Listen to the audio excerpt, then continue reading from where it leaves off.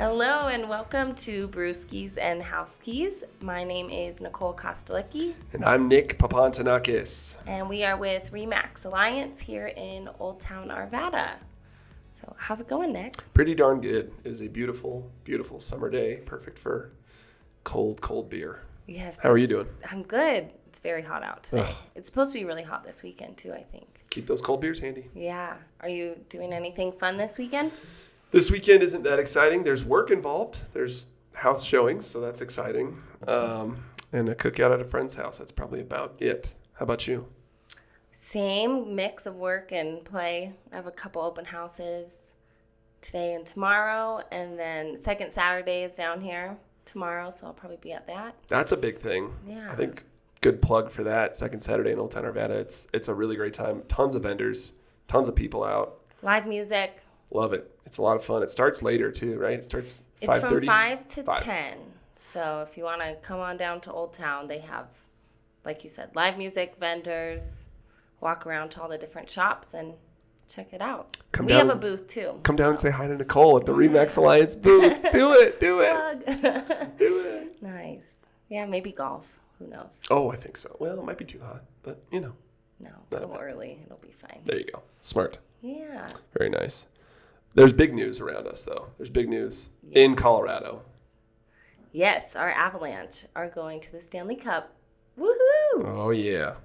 And no one does that matter to more. I mean, it matters to a lot of Coloradoans, but no one does that matter to more than our podcast extraordinaire producer, Nico. Let's go Avalanche! See? They swept them. Oh, well, in the last game, they had to push it a little bit into overtime, of course. Right. Now, I'll be the first to admit I don't pay as much attention to hockey as these other two do, so I had to have Nico and Nicole educate me a little bit on what had just happened and what's next. So Nico said that Tampa Bay won last night. Yep. 3-1 in that game. So they're at The series is up 3-2 Tampa. Tampa Bay. Yeah. So we'll see. We'll see what happens. I And think I'm they have taking another it that game tomorrow. Tampa Bay is the team we would prefer not to play them. Is that what we're saying, or do we have a preference? I don't think it matters. The Avs are so good. They are so good. They are so good. Honestly, It's they've true. been killing it. So It's true. hopefully. Yeah. So big news. Stay tuned. What you drinking? Well, that's a good question. This week is another very close by local craft brewery called Someplace Else Brewing. One of my personal favorites around the Arvada area. This week I am drinking their Dixie's Drool Blood Orange Wheat. It's a little special release from them. Very refreshing. It's kind of got the fruity aromatic piece to it from the blood orange, but it's just very light and crisp. And for a wheat beer, it's not overly. Wheat beers can have that kind of mouthfeel sometimes. Yeah, it's not overly heavy. Yeah, and so I this tried it, so. this doesn't have that. So yes, I mean I have to have We somebody have else to taste try it. each other. Quality assurance.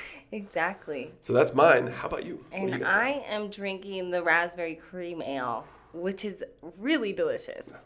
Like super good. It has the raspberry notes, but it's not a super heavy on the cream side, which I like. So it kind of tastes more like just like a raspberry ale or raspberry kolsch. It's delicious. These are patio beers, I would say. Definitely that one. Definitely for whatever, was it like 85 degrees out there? Or higher, yes. Yeah. But that one is highly delicious. I wish that we had the camera rolling and the microphone on when Nicole took her first sip of that beer because the reaction was just, oh, I'm really liking this. I'm into it. Oh, yes. It was good. It is It's delicious. worthwhile. So Definitely go check them out. So they're over, they're close to us. It's off of I-70 and I-76 and Wadsworth-ish. yeah, kind of back. their cross street is Marshall and 52nd. Okay. So it's tucked behind, if you're in Arvada, it's tucked behind this pretty big liquor store. It's in a little like industrial park, and it's really easy to miss. But if you Google them, you'll find them.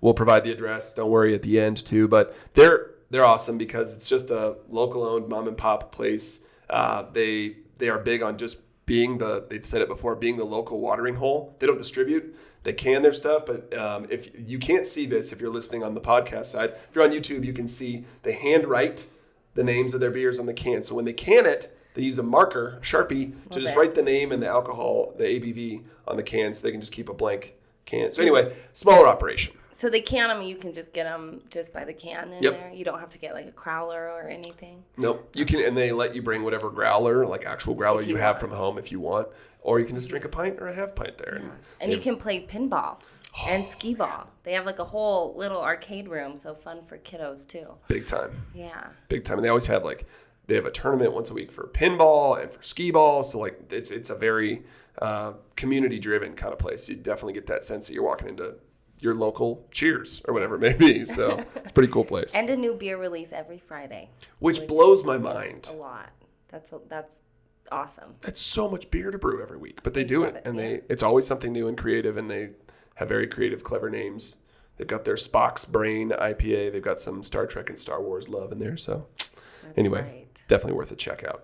Yeah. I might be there later. I don't know. It's release Friday. We have to do it.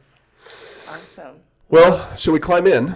Yeah. So we just wrapped up the month of May. So we figured we'd give you a May stats market update. So climbing in with some kind of nitty gritty numbers, then we'll do some analysis afterwards, but looking at the numbers at the end of May. So overall residential, the median home price came in at $615,000. That is, for the first time this year, a decrease from April to May. Each month we were seeing them increase. Yeah. Yeah. What were we seeing earlier? I guess in the year. There's a 6.5% increase in February. And it seemed like it was tapering, right? We saw a little bit less of an increase in March. I think it was 4.8%. And then April, there was a 3.8% increase. So we were expecting, okay, maybe there'll be a 1 or 2% increase. No, it actually decreased for the first time. So that's huge. How that rounds out is detached or single family homes. Average or median price was $670,000. That's a 1.5% decrease from April. And then median price for attached, so townhome, condo, that kind of thing, was $430,000, a 2.27 decrease. That's a lot down from April. So pretty big deal there. Yeah, I'd say so. Yeah. So yeah, and then I guess getting into a little bit more numbers, this one is a good one to look at, is the average days in the MLS. So the average days that the house is active before it goes under contract, and it was 9 days in May. So the month before in May, and so in April then it was 8 days, so it's 12.5% increase, which is good. So more days on market, more opportunity. And we're going to talk about what that means for buyers and sellers here in a minute, but that's nothing to snub your nose at. I mean, that's a big deal. Yeah. So they're not firing off and leaving in 24 hours there. Yeah. So that's that's impressive to see. Yep. And active listings at month's end went up from 3,204 at the end of April. And for the end of May, it was 3,652. So we'll take 448. Love that. Home increase, which is 13.98% increase month over month and 70% increase year over year. I mean, it's only 400 homes, but that's huge. Huge. If we look at the last 4 months, it's gone up.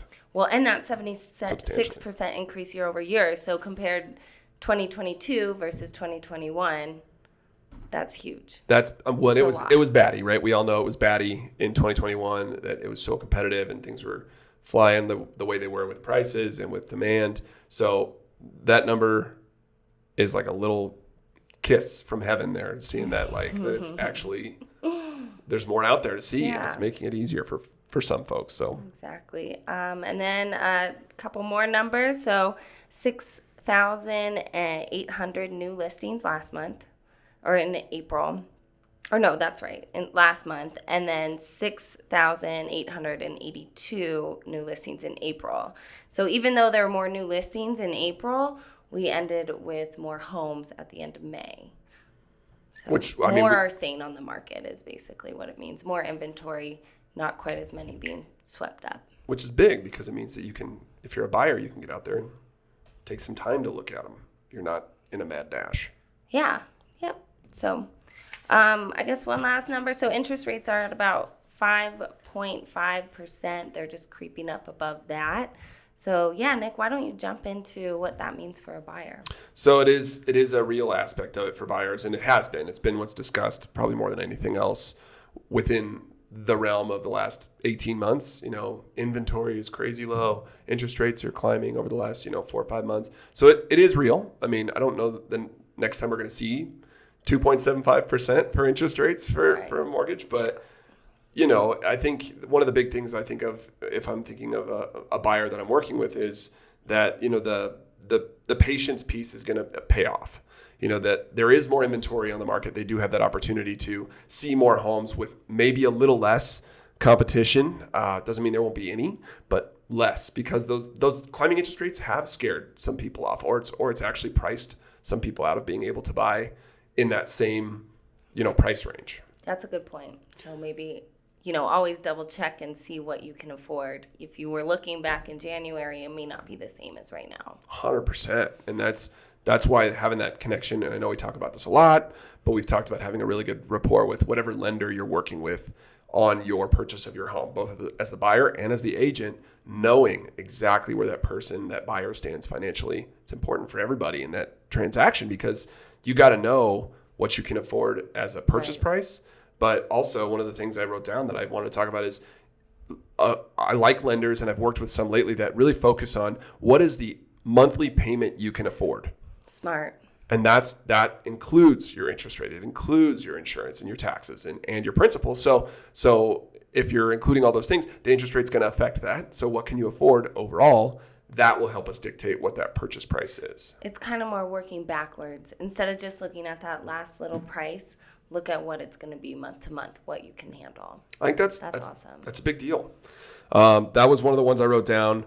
And then probably, I don't know, one of the more important things, and this kind of plays into the sales side too, but from the buy side perspective, it's okay to be a little more aggressive with how those contracts are written. And I'll explain that. So 6 months ago. As a buyer. Yeah. 6 months ago, writing a contract, you, in your mind, as an agent or buyer, knew you were going to be competing against at least 5 to 10 other people for that same home, no matter what. It just seemed like clockwork. And it was frustrating. It was very exhausting for everybody involved. And so you got used to saying, well, it's fine if I have to go 70,000 over, if I have to go 100,000 over. That's bonkers. But it was happening very regularly. And people just got used to it. They're like, okay, how much over are we going to have to do today? So I think now when I say aggressive, I mean, it's okay to really take that extra minute to do that analysis, buyer and agent together, really pay attention to what's going on in that area, in that neighborhood, and whatever it is, and price that offer correctly. You may be competing against... And talk to the listing agent. Give that listing agent a call. Obviously. I think that's kind of an underlying theme for all of our episodes. So if you take nothing else away from this, work with that other agent. Yes. Very good. Pick up the phone. Because what that can mean is if that home is, I keep telling the story about this condo I helped this person buy. It was priced at $260. We put an offer in at $260 and we got it accepted at $260. We were able to close. Yeah. So we were in no competition with anybody else. And that was after it had gone through a weekend. So it really is important to know what's going on in that area and then be able to work within that with that other agent to know. And with that house too, because that's a good point. If you did it on, after the weekend, so that means it lasted through the weekend, they probably didn't get any offers. So Tuesdays are good days to write contracts, right? We just talked about that. Absolutely. I love that. Tuesday's the best day to write an offer. Yeah. So those are kind of the buy side perspectives. It's okay to offer at, or maybe in some cases, a little bit below list price if that competition isn't there. If that home's value isn't $50,000 over, then don't offer $50,000 over. You don't automatically have to do that. And I think, like you said, a lot of people got conditioned to that for a while. So it's important to adjust with what's going on. Yeah. And, just a side note too, like I'm sure you've worked with a lot of VA and FHA buyers, and I do as well. And, we were kind of looking at those houses back in spring, the ones that would stay on through the weekend or the ones that, have the price decrease, and basically sticking with those ones. So now, there's more opportunity there for them, for VA and FHA buyers, because there's more of the homes that are staying on the market for a little bit longer, more price decreases. And they're not having to go toe-to-toe with someone who's offering cash or 50% Appraisal down or gaps. Yeah, things that they can't bring to the table. Right. So that's a really good point. I'm glad you brought that up because that's a huge deal too. Yeah. Opening it up for more people to be able to do this. So that's kind of the buy side. How about from the seller's perspective? What are you analyzing? So on the seller side, it's just super important to do your homework before you list a property. Really know that area. Make sure your agent is looking at other homes that might be for sale in the area, how long they've been on the market, if there is any other homes active, if there's a lot of them, or if there's been price decreases. Really take a look at that before you price your home. So that way you can kind of better throw it into the mix. And like I was saying, so you want to make sure that your opening weekend is killer. Right? And dialed in. Yeah, as much traffic as you can get. So pricing that right has a lot to do with it. And then also picking an agent that will help as far as advertising on social media, maybe to other agents doing open houses. Get as much traffic as you can possibly get that opening weekend.